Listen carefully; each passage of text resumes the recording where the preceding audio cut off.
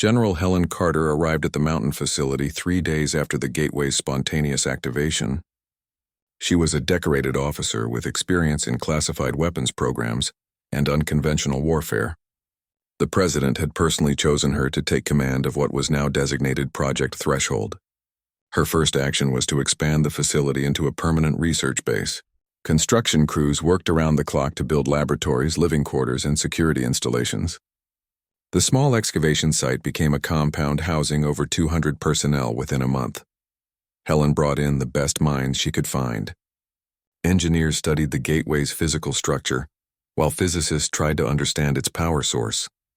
Biologists prepared for potential contact with alien life forms. Medical staff stood ready to handle unknown pathogens or injuries. The military presence increased with special forces soldiers trained for operations in hostile environments. Everyone understood they were preparing for something unprecedented in human history. Lucas worked closely with a team of theoretical physicists to decode how the gateway functioned. They discovered that the device manipulated space-time itself, creating tunnels through higher dimensions that normal humans couldn't perceive. The mathematics was beautiful and terrifying in its complexity. The gateway somehow tapped into quantum fluctuations in the vacuum of space, drawing unlimited energy from the fundamental fabric of reality. This was technology that shouldn't exist, built by minds that thought in ways humans were only beginning to understand.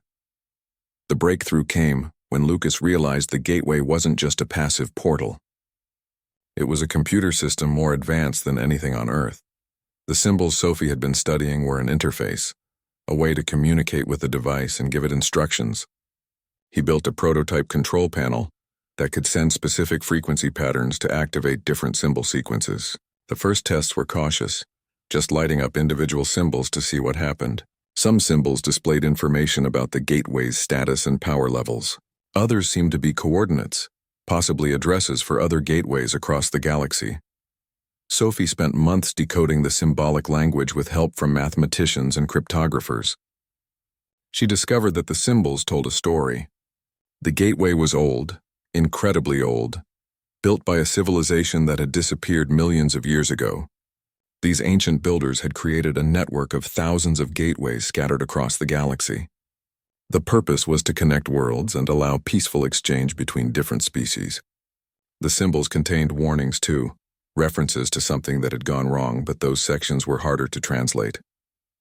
Sophie worked late into every night trying to understand what had happened to the gateway's creators. The debate over sending someone through the gateway consumed weeks of meetings and arguments. Catherine argued for extreme caution. They should send probes first, robots that could explore without risking human lives. Andrew disagreed. He believed that only humans could properly assess what lay beyond and make real-time decisions about potential threats or opportunities. Lucas wanted more time to study the gateway's mechanics before attempting activation. He worried about unknown dangers like radiation or spatial distortions that could kill anyone who stepped through. Helen listened to all viewpoints before making her decision. They would send a human team through the gateway, fully equipped and prepared for any situation. The mission was too important to trust to robots alone. Humanity needed to know what waited on the other side, and machines couldn't provide the judgment and adaptability that humans offered. She chose Andrew to lead the mission based on his military experience and calm demeanor under pressure. Catherine would serve as chief scientist, responsible for analyzing everything they encountered. Lieutenant Jake Morrison joined as security officer, a decorated soldier with combat experience in hostile territories. Dr. Claire Hudson rounded out the team as their biologist and medical officer. The chosen four spent 2 months in intensive training. They learned to operate the control interface that Lucas had built, memorizing symbol sequences and activation protocols. Physical conditioning prepared them for unknown gravity levels and atmospheric conditions. They studied xenobiology theories and practiced first contact scenarios. Linguists taught them basic communication principles for encountering intelligent aliens. Engineers showed them how to identify and avoid potential technological hazards. Every day brought new lessons and drills until the team moved together like a single organism. Lucas and Sophie worked together to program a specific destination into the gateway. They chose the world they had glimpsed during the spontaneous activation, the planet with purple skies and crystalline towers. The symbols indicated it was relatively close in galactic terms, and the brief glimpse suggested an Earth-like environment. Most importantly, the gateway there appeared to be on a stable platform rather than floating in space or underwater. They couldn't guarantee safety, but it seemed like the best option for a first mission. Equipment was carefully selected and tested. The team would carry enough supplies for 2 weeks, including food, water, medical kits, and scientific instruments. Their suits were designed to handle various atmospheric conditions and provide protection from unknown pathogens. Communication devices would maintain contact with Earth as long as the gateway remained open. Weapons were a controversial addition, but Helen insisted each team member carry sidearms for self-defense. They loaded everything into backpacks and equipment cases, keeping weight to a minimum in case they needed to move quickly. The night before the mission, Catherine couldn't sleep.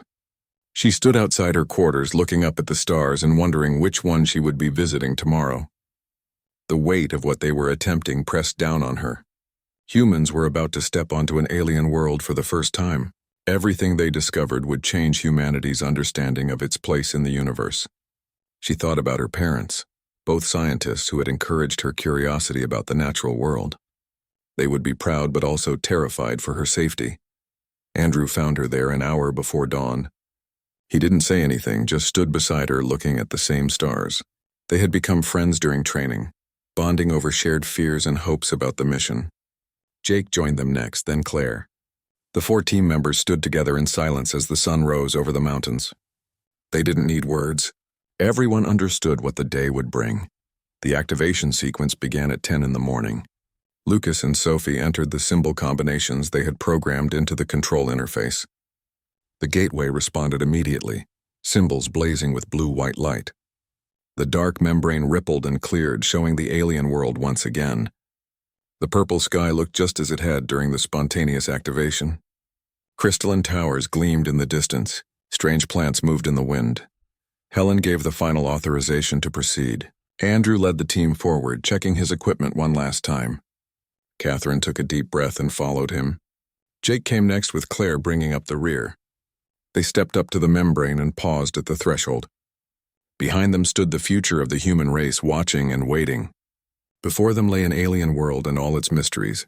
Andrew looked back once, nodded to Helen, and stepped through. The gateway swallowed him without a sound. Catherine went next, then Jake, then Claire. Within seconds, all 4 had vanished, leaving the watching crowd in stunned silence. The gateway remained open, its light steady and bright. Now all they could do was wait and hope their people would come home. Dr. Catherine Morgan wiped the sweat from her forehead as she examined the drill readings on her tablet. The Rocky Mountain sun beat down on the excavation site, where her team had been working for 3 weeks. They were searching for rare minerals that could change battery technology forever. Her assistant, a young geologist named Peter Collins, called out from the drilling platform. The equipment had hit something strange 2 miles beneath the surface. Catherine climbed up to see what had caused the sudden stop. The drill bit had struck something that registered as metal, but the readings made no sense.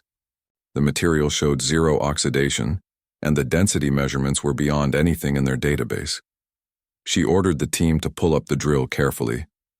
When they examined the bit, they found scratches on the reinforced steel, but the underground object remained undamaged. Catherine ran her fingers over the drill marks and felt a chill run down her spine. Something was down there that shouldn't exist. She immediately called her supervisor at the Department of Energy to report the anomaly. Within an hour, she received instructions to halt all operations and wait for further orders. The team spent an anxious night at their camp, speculating about what they had found. The next morning, military helicopters appeared over the mountain ridge. Lieutenant Commander Andrew Palmer stepped out of the lead aircraft with a team of armed soldiers. He introduced himself politely, but made it clear that the site was now under military jurisdiction. Catherine protested that this was a scientific expedition, but Andrew showed her classified authorization papers that ended the discussion. More helicopters arrived throughout the day, bringing equipment and specialists. The small geological survey camp transformed into a secured military operation within 48 hours. Among the new arrivals was Dr. Lucas Bennett, a physicist whose theories about wormholes had made him famous in academic circles. He set up sophisticated scanning equipment around the drill site and spent hours analyzing the data. Sophie Rodriguez arrived on the third day. She was a linguist who specialized in ancient symbols and dead languages. Catherine wondered why they needed a linguist for a geological anomaly, but she didn't ask questions. The military had taken control and she was just grateful they let her stay. The excavation began in earnest on the fourth day. Heavy machinery carved into the mountain, following the scanner readings that mapped out the buried structure. As they dug deeper, the scope of the discovery became clear. This wasn't a small object or even a crashed vehicle. They were uncovering something massive. By the end of the first week, they had exposed the top edge of a circular frame that stretched 30 feet across. The metal surface was covered in symbols that seemed to shift and shimmer when viewed from different angles. Lucas ran every test he could think of. The material didn't match any known alloy. It conducted electricity in ways that violated standard physics. The temperature remained constant regardless of external conditions. Most puzzling were the energy readings that pulsed from deep within the structure like a slow heartbeat. Sophie photographed every symbol she could reach, filling notebooks with sketches and observations. The symbols weren't random decoration. They formed patterns that repeated in mathematical sequences. She spent sleepless nights trying to decode their meaning. Catherine coordinated the excavation efforts, ensuring they didn't damage the artifact during removal of surrounding rock. The work was painstaking and dangerous. One wrong move with the heavy equipment could destroy something irreplaceable. Andrew maintained security and reported daily to his superiors. The site now housed over 50 personnel, all sworn to secrecy about what they were uncovering. A cover story about a mining accident kept curious civilians and journalists away from the area. 2 weeks into the excavation, they finally cleared enough rock to see the complete structure. It was a gateway, standing upright as if waiting for someone to walk through. The circular frame was seamless, showing no joints or welds. At its center hung a membrane of pure darkness that absorbed all light. Catherine tossed a small rock at it and the stone vanished without a sound. Lucas aimed a laser at the dark surface and the beam simply disappeared. Whatever the membrane was, it defied every attempt to analyze it from a distance. Sophie made a breakthrough on the 14th day. The symbols weren't a language in the traditional sense. They were mathematical expressions based on universal constants like the speed of light and gravitational force. Any intelligent species would recognize these values regardless of their origin. The gateway was designed to be understood by anyone with sufficient scientific knowledge. She worked with Lucas to map out what she believed was a control interface. Certain symbol combinations appeared to be input commands while others displayed information about the gateway's status. That evening, everything changed. The team was having dinner in the main tent when alarms started blaring. Everyone rushed outside to see the gateway blazing with blue-white light. The symbols glowed so brightly they had to shield their eyes. The dark membrane rippled like water disturbed by wind. Then it cleared and they could see through to the other side. An alien world stretched before them under a purple sky. Crystalline towers rose in the distance, gleaming in the light of an unfamiliar sun. Strange plants with glowing leaves swayed in an unseen breeze. The vision lasted 90 seconds. Catherine stood frozen, unable to process what she was seeing. Andrew had his hand on his sidearm, but there was nothing to shoot. Lucas was frantically recording data on every instrument he had. Sophie was crying quietly, overwhelmed by the proof that humanity wasn't alone in the universe. Then the light faded and the membrane returned to its impenetrable darkness. The gateway stood silent once more as if nothing had happened. Nobody slept that night. They reviewed the recordings over and over, analyzing every detail of the alien landscape. Lucas calculated that the gateway had created a stable wormhole connecting their location to a planet, potentially thousands of light years away. The energy required should have been astronomical, but the gateway had activated effortlessly. Sophie found new symbols that had appeared on the frame after the activation, like a status update or log entry. Catherine realized that their discovery wasn't just an ancient artifact. It was functional technology that could transport humans to other worlds. Andrew made an encrypted call to his commanding officers. Within hours, orders came down from the highest levels of government. The project was now classified above top secret. More personnel and equipment were being dispatched immediately. They were to continue studying the gateway, but make no attempts to activate it deliberately until a proper response team arrived. As Catherine looked at the dark membrane, she knew their lives had changed forever. The gateway had been buried in the mountains for thousands of years, waiting. Now it was awake and humanity had to decide what to do next. Lucas was monitoring the gateway's energy patterns when alarms started screaming across every instrument panel. He had stayed on Earth while the exploration team was on the alien world, maintaining the connection and analyzing data as it came through. The readings made no sense at first. Multiple gateway signatures were activating simultaneously across the planet. Not just the one in the Rocky Mountains, but at least 7 others scattered around the globe. He immediately contacted General Carter with the news. Within minutes, reports flooded in from intelligence agencies worldwide. Strange energy readings in the Himalayas matched the signature of the gateway they had excavated. Similar patterns appeared in the Andes Mountains deep in Antarctica, buried beneath the Sahara Desert and under the ocean near Japan. 2 more signatures came from remote locations in Siberia and the Amazon rainforest. Every site showed the same pattern of awakening, power building in ancient devices that had been dormant for millions of years. Helen ordered Andrew's team to return immediately. The situation on Earth had become critical, and she needed all her experts present. Andrew protested but obeyed, leading his team back through the gateway with as much data and samples as they could carry. The transition back to Earth was just as disorienting as the first passage. They emerged to find the facility in crisis mode, with personnel running between stations and military units on high alert. Catherine barely had time to catch her breath before Lucas pulled her into his laboratory. He showed her the readings from the 7 newly awakened gateways. They were all powering up on the same schedule, as if responding to a coordinated signal. She studied the data with growing dread. This wasn't random activation. Something had triggered a system-wide protocol, a program written into the gateway network millions of years ago. The architects had built in automation that was now executing its final instructions. Sophie worked with the data they had brought back from the alien library. Searching for references to multiple gateway activation, she found warnings scattered through the historical records. The architects had implemented a quarantine system when they realized they couldn't stop the nanomachine plague. Infected worlds were sealed away, their gateways locked down to prevent travel. But the quarantine wasn't meant to be permanent. It was a holding pattern, buying time for a solution to be developed. The activation they were witnessing was the end of quarantine. After millions of years, the gateway network had determined that sufficient time had passed. The safety protocols were lifting, preparing to allow travel again. But there was a problem. The architects had never found a cure for their plague. They had died out before solving the problem they created. The gateway network was preparing to open Earth to a threat that had destroyed dozens of advanced civilizations. Lucas made a breakthrough while analyzing the gateway's power systems.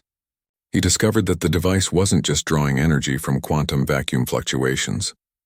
It was also scanning its environment continuously, testing for the presence of the architect's nanomachines.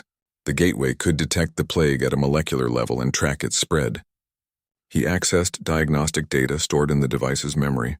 The results showed active nanomachine signatures across multiple regions of Earth. The plague was here. It had been here all along, dormant but present, waiting for the right conditions to activate.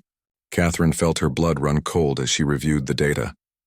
The nanomachines were everywhere, in the soil and water and air. They had been reproducing slowly for millions of years, too few to cause visible damage but steadily increasing their numbers. The gateway's awakening was providing them with energy, feeding them and accelerating their growth. Claire analyzed samples they had collected from the alien world and compared them with Earth samples. The nanomachines were sophisticated beyond anything human technology could create. They were designed to break down matter at the molecular level and reassemble it according to programmed templates. In theory, this was the ultimate terraforming tool. In practice, the machines had lost their limiting functions and would consume everything, until nothing remained but more nanomachines. Andrew organized defensive preparations while the scientists worked. If the nanomachines became active on a large scale, humanity would need to respond fast. Military units deployed to each gateway site with orders to secure the area and prevent unauthorized access. Engineers began building containment systems based on data from the architect library. They didn't know if containment would work, but they had to try something. Helen convened an emergency meeting with world leaders through secure channels. The United States couldn't keep this secret anymore. Every nation needed to understand the threat and contribute to finding solutions. The meeting was tense, with some leaders accusing the Americans of creating the crisis by excavating the first gateway. Helen shut down those arguments quickly. The gateways were activating on their own. Human action or inaction wouldn't change that fact. Sophie made another crucial discovery in the architect records. The quarantine protocol included a test, just as Catherine had learned on the alien world. But now Sophie found details about what the test actually measured. The Gateway Network was evaluating humanity's biological and technological readiness. Species that found the gateways and activated them were scanned and analyzed. The network determined if they had developed sufficient immunity or countermeasures to survive exposure to the ancient plague. Catherine understood the implications immediately. The architects had used themselves as guinea pigs, exposing their technology to the plague and documenting everything that happened. They had built that knowledge into the Gateway Network as a guide for future species. Any civilization that excavated a gateway would be tested. If they could survive the low-level exposure that came with activation, they might have a chance against the full plague. It was a brutal test, but it made sense from a certain perspective. Lucas ran analysis on human immune systems compared to what they knew about architect biology. The differences were significant. Humans had evolved on Earth for millions of years, shaped by countless diseases and environmental challenges. The human immune system was aggressive and adaptable, capable of responding to threats the architects had never encountered. More importantly, Earth's isolation had forced humanity to develop immunity to threats unique to this world. Claire tested human blood samples against nanomachine samples from the containment units Lucas had built. The results were surprising and hopeful. Human immune cells recognized the nanomachines as foreign and attacked them. White blood cells engulfed individual nanomachines and broke them down. The process wasn't perfect and some machines escaped destruction. But humans had a natural defense that the architects apparently lacked. Evolution had given humanity an advantage against the very threat that had destroyed the gateway builders. The next question was whether natural immunity would be enough. The nanomachines they were detecting were dormant, operating at minimal capacity. If they activated fully and began reproducing at maximum speed, could human immune systems keep pace? Claire didn't have an answer. She needed more time and more data. But time was running out as the gateways continued powering up toward full activation. Andrew led an expedition to the nearest newly discovered gateway site in the Himalayas. They found a structure identical to the one in the Rockies, buried in ice for thousands of years. Local melting had exposed part of the frame, which was why satellites had detected the energy signature. The symbols were the same, the dark membrane at the center equally impenetrable, but this gateway showed signs of recent activity. The ice around it had melted in a perfect circle, heat radiating from the device as it powered up. Catherine accompanied the expedition to take readings and collect samples. She found higher concentrations of nanomachines near this gateway, millions of them dormant in the ice.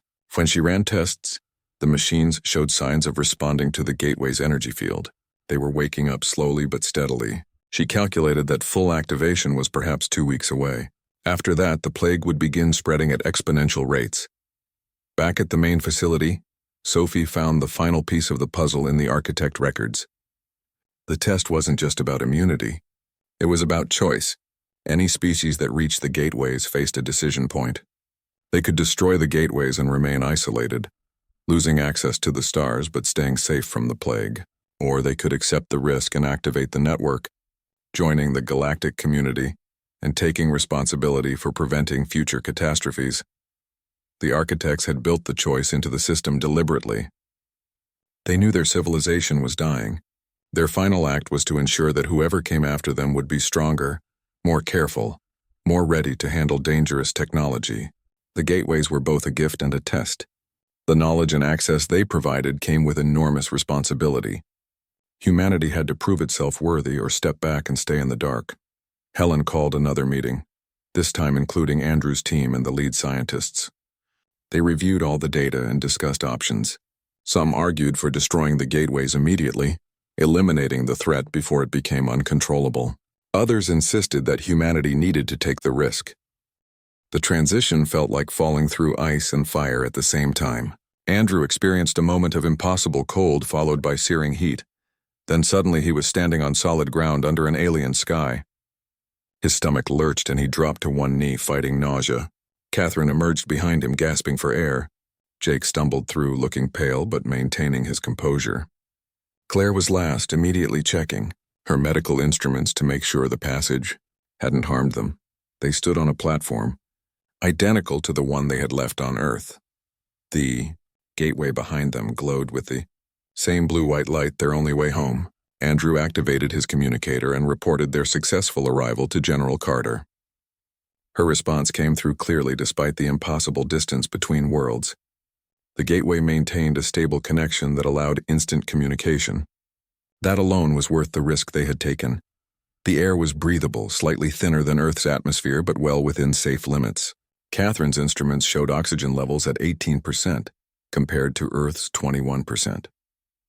The temperature was warm, hovering around 80 degrees. Gravity felt slightly lighter, perhaps 90% of Earth normal. All conditions were remarkably similar to home, almost suspiciously so. Claire collected air samples and soil samples for analysis, looking for potential biological hazards. The platform sat in the center of what had once been a city. Ruins stretched in every direction, buildings that had collapsed into rubble millennia ago. But the crystalline towers still stood, hundreds of them reaching toward the purple sky. They were intact and humming with a low-frequency vibration that Andrew could feel in his bones. Catherine approached the nearest tower cautiously. Its surface was smooth and slightly warm to the touch. Symbols covered the base, similar to those on the gateway but arranged in different patterns. Jake established a defensive perimeter around the platform, his weapon ready despite seeing no threats. The city was silent except for the wind moving through alien vegetation. Plants with glowing blue and green leaves grew in the cracks between ancient streets. Some were small like grass, while others reached 30 feet high with translucent trunks. Claire examined them carefully, noting their bioluminescence was constant even in the daylight cast by the red sun above. The plants seemed to photosynthesize and glow simultaneously, a dual energy system Earth biology had never developed. The team set up base camp on the platform where they had arrived. Tents and equipment cases were arranged in a defensive circle with the gateway at the center. Andrew wanted to explore immediately, but Catherine insisted on proper procedures.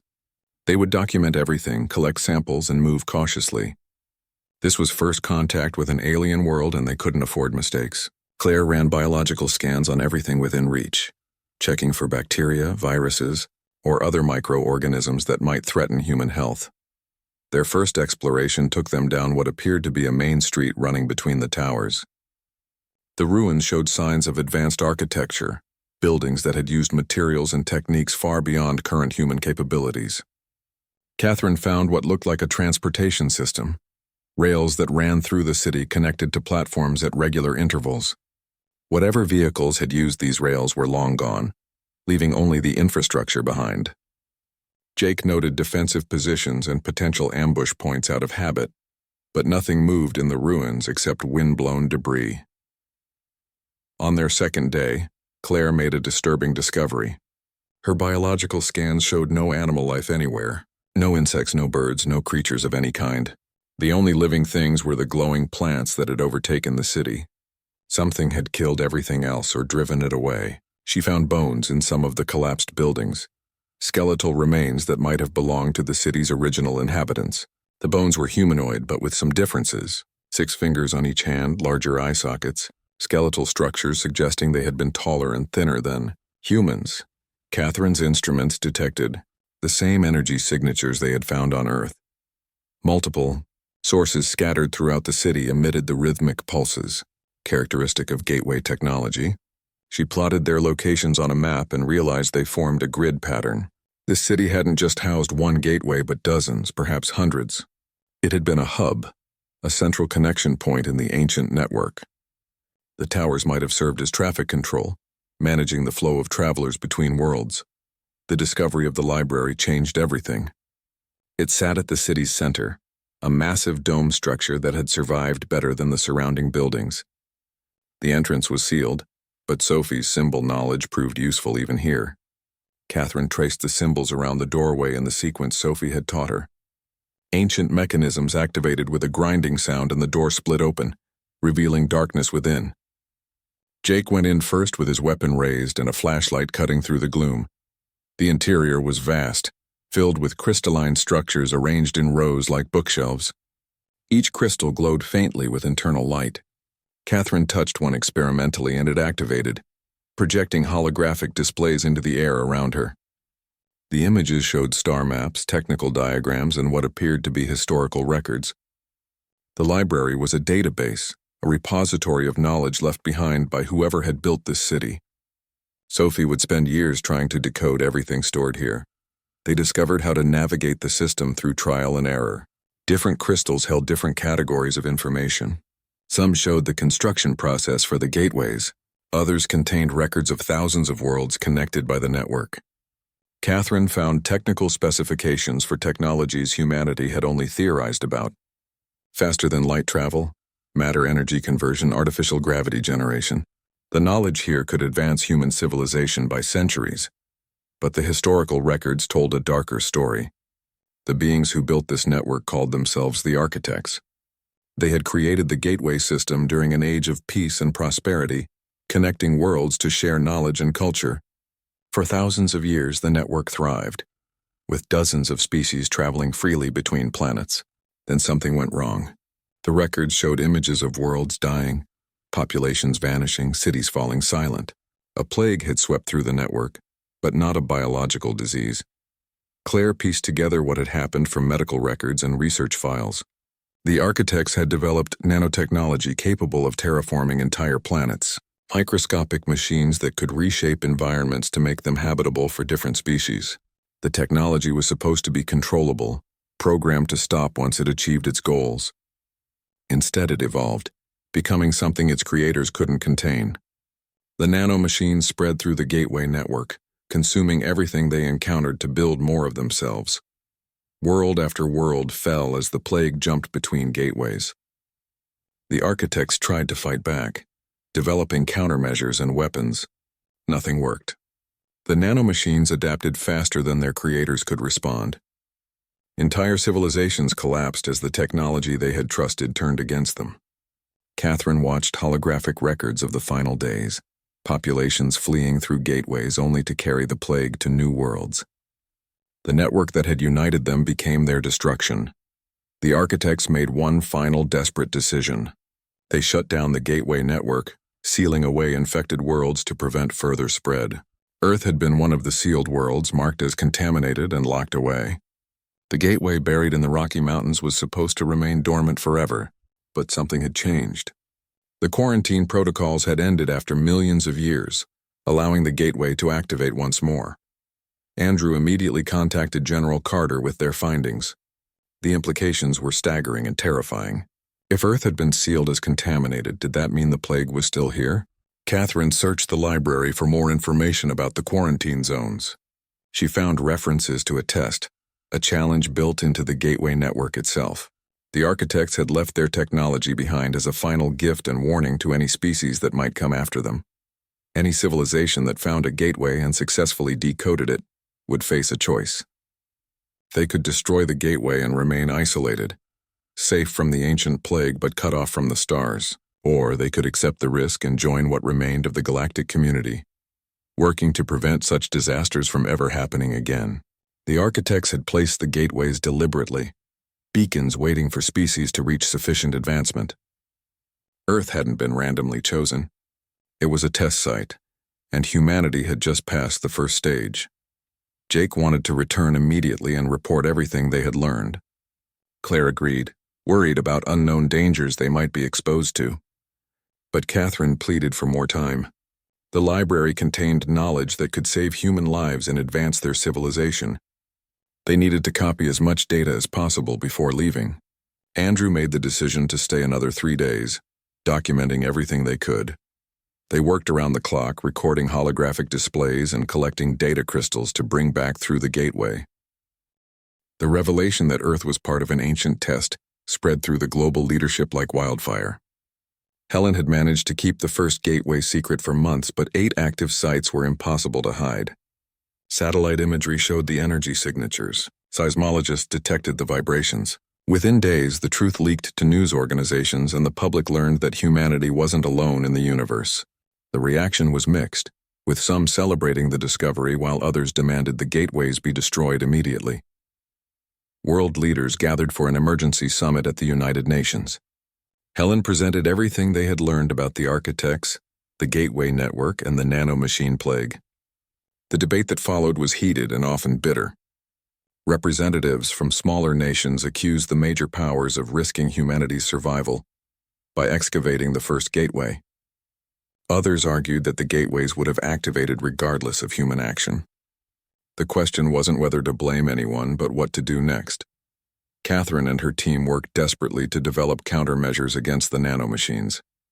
Using data from the architect library, they understood how the machines functioned. Each nanomachine was essentially a tiny factory that could disassemble matter and use the raw materials to build more nanomachines. The architects had programmed them to stop reproducing once they achieved certain environmental conditions. But those limiting protocols had degraded over millions of years of operation, leaving the machines without proper constraints. Claire focused on the biological angle. Her test showed that human immune systems could destroy individual nanomachines, but struggled against large concentrations. She theorized that humans might survive low-level exposure if they were healthy and had strong immune responses. Children and elderly people would be at higher risk. She began developing treatments that could boost immune function, buying time for the body's natural defenses to work. The treatments weren't cures, but they might prevent the worst outcomes. Lucas made progress on accessing the gateway network's administrative functions. Working with Sophie, he learned how to navigate deeper levels of the interface system. The architects had built-in security measures, but they were designed to keep out the nanomachines, not intelligent users. He found protocols for managing quarantine zones, adjusting power levels, and even shutting down individual gateways remotely. Most importantly, he discovered a way to broadcast control signals through the entire network simultaneously. Andrew led security teams to all 8 gateway sites, establishing military presence and preventing civilian access. The sites in remote locations were easier to control. The one near populated areas in Japan required careful coordination with local authorities. Protesters gathered demanding either immediate destruction of the gateway or full activation and access to alien worlds. Andrew understood both viewpoints, but his job was maintaining order while the scientists worked. Sophie made a breakthrough that changed everything. Deep in the architect records, she found files from their final research programs. The architects had been working on a solution when their civilization collapsed. They never finished, but their progress was documented in detail.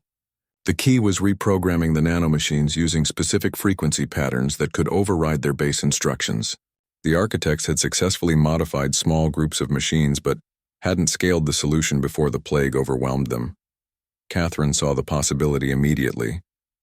If they could reprogram the nanomachines on Earth, they might be able to turn the threat into a tool.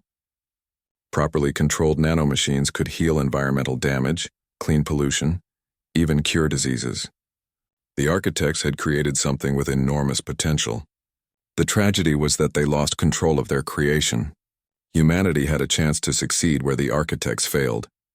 Lucas began working on a device that could broadcast reprogramming signals through the gateway network. The theory was sound, but the engineering challenges were massive. They needed to generate precisely calibrated frequency patterns across multiple dimensions simultaneously. The equipment required didn't exist yet. His team would have to build it from scratch using principles they barely understood. He estimated they needed at least 6 months, possibly a year. Time was the problem. The gateways were approaching full activation in less than 2 weeks. When that happened, the nanomachines would receive enough energy to begin reproducing at maximum speed. Catherine calculated that Earth could be completely consumed within 90 days of full activation. They couldn't wait 6 months to implement a solution.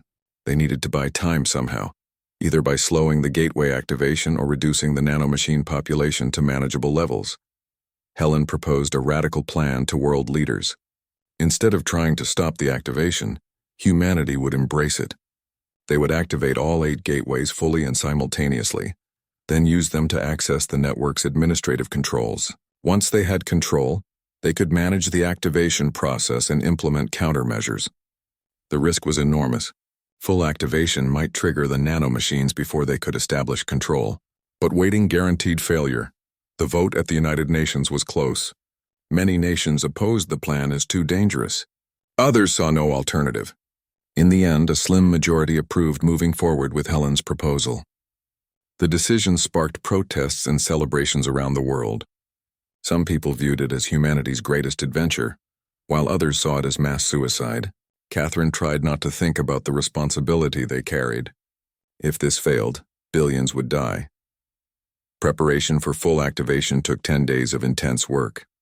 Lucas and his team built 8 control interfaces, one for each gateway site. Sophie trained operators in using the interface systems and navigating the architect language. Claire prepared medical teams to handle potential nanomachine exposure. Andrew coordinated security across all sites, ensuring they could maintain order if things went wrong. Catherine oversaw the technical aspects, double-checking every calculation and procedure. The night before activation, Andrew found Catherine sitting alone outside the Rocky Mountain facility. She was staring at the stars again like she had before their first trip through the gateway. He sat beside her and they shared the silence. Both understood that tomorrow would determine humanity's fate. Either they would take control of the gateway network and survive, or they would fail and watch their civilization die. There were no other options left. The activation began at dawn. All 8 gateways received the command simultaneously. Symbols blazed with light across 3 continents. The dark membranes rippled and cleared, showing 8 different alien worlds. Lucas's team immediately began entering administrative access commands, racing against time. The gateways responded, displaying system status screens that Sophie had learned to read. They were in, with access to network controls. Catherine monitored nanomachine activity through sensors deployed around each gateway.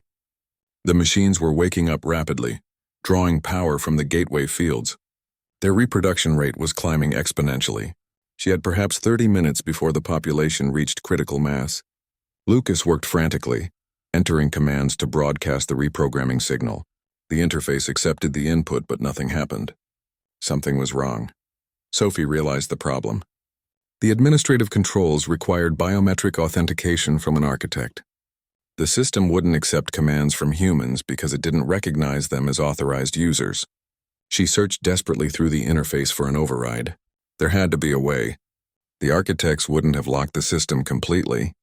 They wanted future species to have access. Claire made an intuitive leap. The test wasn't just about immunity or choice.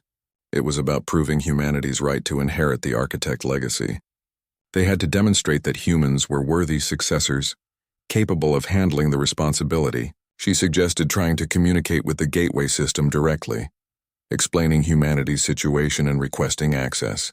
Lucas thought it was insane, but they had no better ideas. Sophie composed a message using the mathematical symbol language. She explained that humans had found the gateways, decoded the warnings, understood the test, and chosen to move forward despite the risks. She described human history, both achievements and failures, honestly presenting humanity as an imperfect but determined species. She asked the gateway network to grant them a chance to prove themselves. Then she transmitted the message through all 8 interfaces simultaneously. For a long moment, nothing happened. Nanomachine populations continued rising. The gateways hummed with power. Then every gateway displayed the same message in symbols that Sophie translated instantly. The network was granting temporary administrative access, valid for 1 standard cycle. They had been given a test period to prove they could control the technology. If they succeeded, full access would be granted. If they failed, the quarantine would resume for another 1,000,000 years. Lucas entered the reprogramming commands, and this time, the system responded. The gateways began broadcasting the architect's unfinished solution, frequency patterns that could rewrite nanomachine base code. Around the world, dormant nanomachines received new instructions,